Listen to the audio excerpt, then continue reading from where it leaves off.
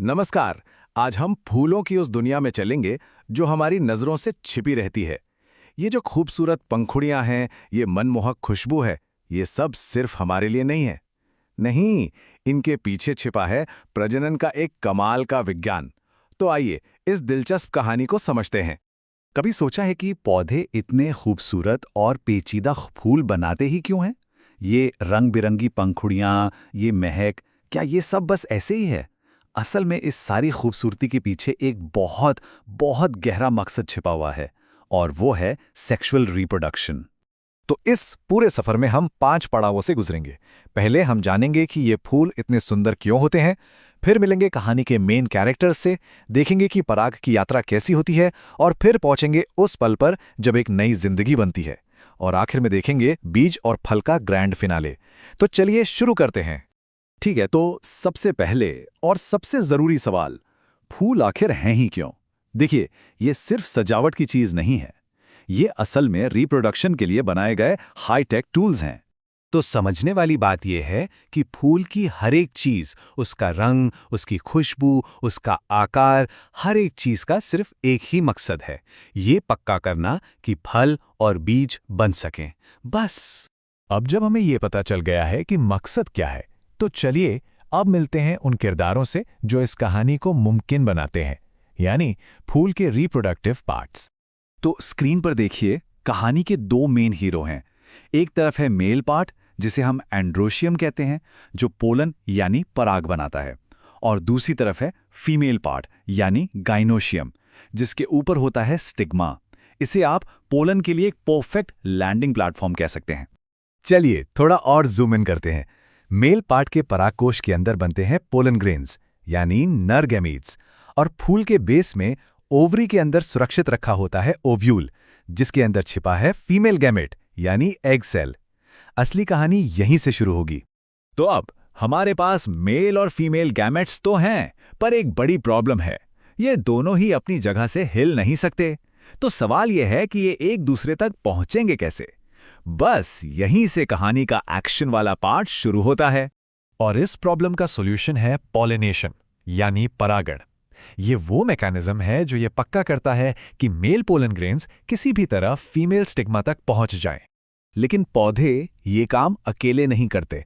वो मदद लेते हैं या तो हवा और पानी जैसे नॉन लिविंग एजेंट्स की, या फिर मधुमक्खियों और तितलियों जैसे लिविंग एजेंट्स की, जो उनके लिए ये काम करते हैं।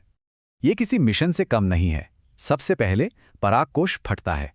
हजारों पोलन ग्रेन्स हवा में या किसी कीड़े पर सवार होकर अपनी यात्रा शुरू करते हैं, और आखिर में अपने टारगेट यानी सही स्टिग्मा पर लैंड करते हैं। और अब हम कहानी के सबसे ज्यादा रोमांचक मोड़ पर आ गए हैं। पोलन ग्रेन अपनी मंजिल तक पहुंच चुका है। इसके बाद जो होता है वो फूलों की दुनिया में बिल्कुल अनोखा है, यूनिक है। तो पोलन अपने लैंडिंग प्लेटफॉर्म पर पहुंच तो गया है, लैंडिंग हो चुकी है, पर अब आगे क्या? ये तो बस शुरुआत है। असली जादू तो अब ओव्यूल के अंदर होने वाला है। इस प्रोसेस का नाम है डबल फर्टिलाइजेशन। और हाँ, इसे डबल कहने के पीछे एक बहुत खास वजह है, क्योंकि इसमें एक नहीं बल्कि दो फ्यूजन, दो संगम एक साथ होते हैं। ये चीज इसे प्लांट किंगडम में वाकई स्पेशल बनाती है। तो होता क्या है कि पोलन ट्यूब से दो मेल गैमेट्स आते हैं। पहला मेल गैमेट एग सेल के साथ मिलकर बनाता है जाइगोट यानी भविष्य का भ्रूण। लेकिन दूसरा मेल गैमेट एक अलग ही काम करता है। वो भ्रूण के लिए खाना बनाने की प्रोसेस शुरू करता है, मतलब एक ही साथ जिंदगी और उसके खाने का इंतजाम। ये जो दूसरा फ्यूजन होता है ना, उससे बनता है एंडोस्पर्म। आप इसे एक तरह से भ्रूण के लिए पैक्ड लंच समझ सकते हैं। ये एक न्यूट्रिशन से भरा टिश्यू है जो भ्रूण को तब तक पालता है जब तक वो एक बीज नहीं बन जाता।